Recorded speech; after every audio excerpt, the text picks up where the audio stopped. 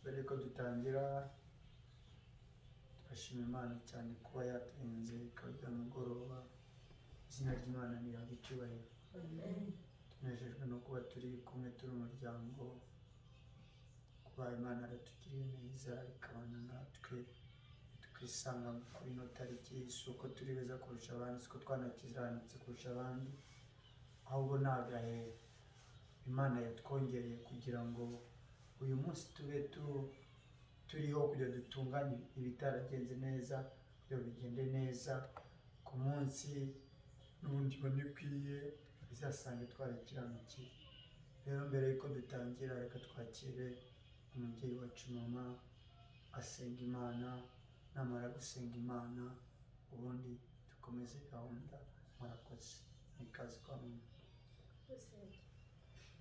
Turagushimiye Mwami Yesu, tugushimiye uburinzi bwawe n'ubutwari bwawe, tugushimiye kugira neza kwawe, tugushimiye imbaraga zawe n'ubutwari bwawe. Uri Imana ushobora byose, ibyo tudashoboye gukora wowe ujye ubikora kuko uri Imana. Mwami tugushimiye kuko waturinze mu minsi yose yatambutse inyuma yacu. Hari byinshi byatambutse byakagombye kuduhitana, ariko duhagarara ku bugingo bwacu. Uyu munsi utugejeje kuri iyi tariki, izina ryawe rihabwe icyubahiro. Waraturinze twese mu bibazo byinshi, mu ntambara zitandukanye, ariko uba mu ruhande rwacu kuko uri Imana kandi ufite umugambi mwiza ku buzima bwacu. Izina ryawe nirihimbazwe. Mwami warinze buri wese, urinda abantu batandukanye bari mu bihugu bitandukanye, ariko bose urabarinda. Si uko twari beza kurusha abatambutse, si uko twakoze ibyiza, si uko twagukiranukiye, si uko twatunganye, ahubwo ni uko wari ukidufiteho umugambi. Izina ryawe nirihabwe icyubahiro. Mukunzi mwiza rero, ukomeze ubane natwe n'ubundi iminsi isigaye inyuma yacu, ukomeze uturinde.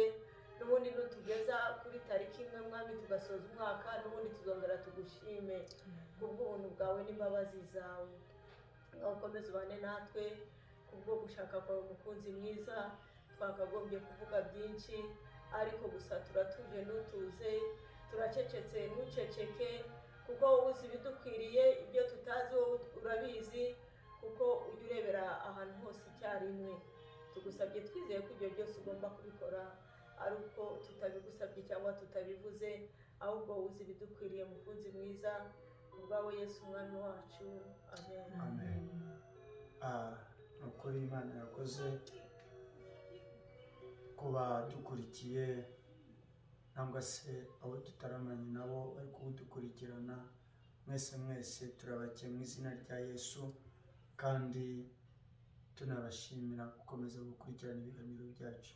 Rero turi kumwe na mama wacu, tukabana na mama Neri, tukabana na mama Darilene, tukabana na mama Aleni, tukabana na mukuru wacu papa niwe.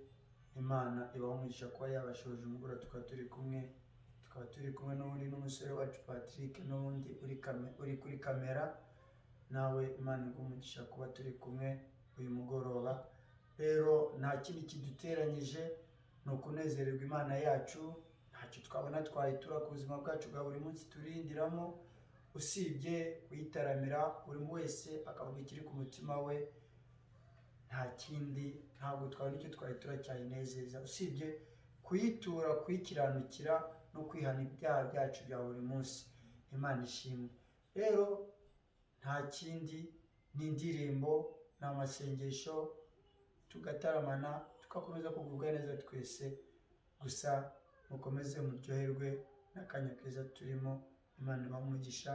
Tugiye gucisha akaririmbo kamwe kugira ngo n'ubundi dukomezanye dusenga. Imana ibamugisha. Murakoze.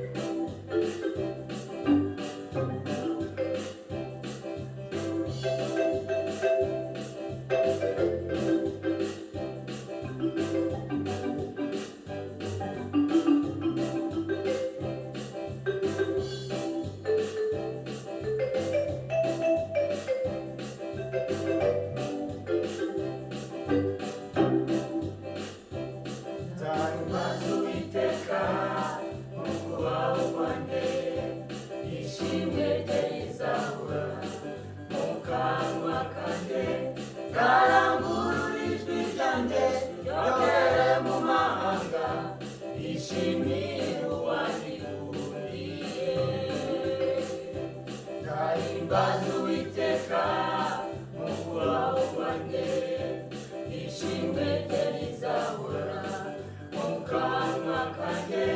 Nzarangurura ijwi ryanjye ryogere mu mahanga, nishimiye uwanyikundiye. Yesu yankoreye ibitangaza ntabasha kurondora, yanyishyuriye imyenda niwe umpesha ibyiringiro ko ntazagira icyo nkena. Yesu yankoreye ibitangaza ntabasha kurondora, yanyishyuriye imyenda yamuzaga amahoro. Niwe umpesha ibyiringiro ko ntazagira icyo nkena nkimufite.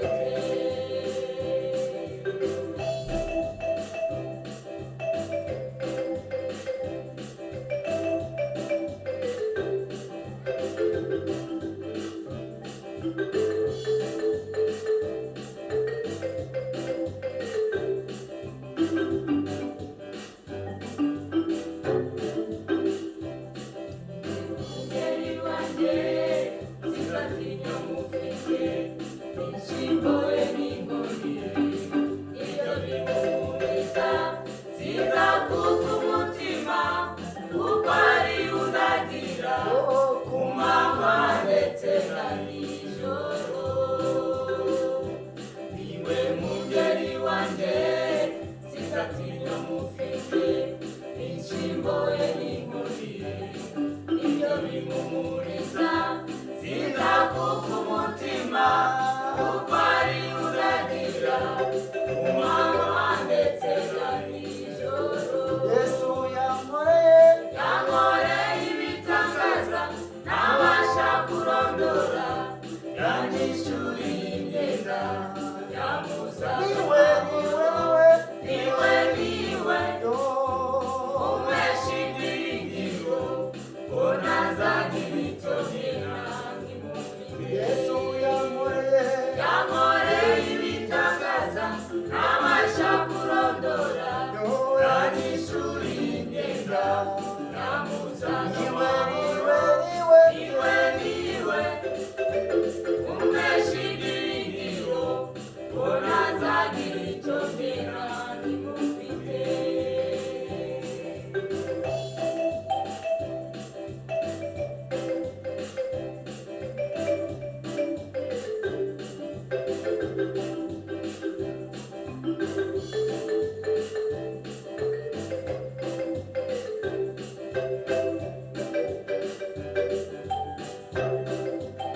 Hahirwa abafite Imana ibabera ubwugamo, ya yindi yaremye ijuru n'isi.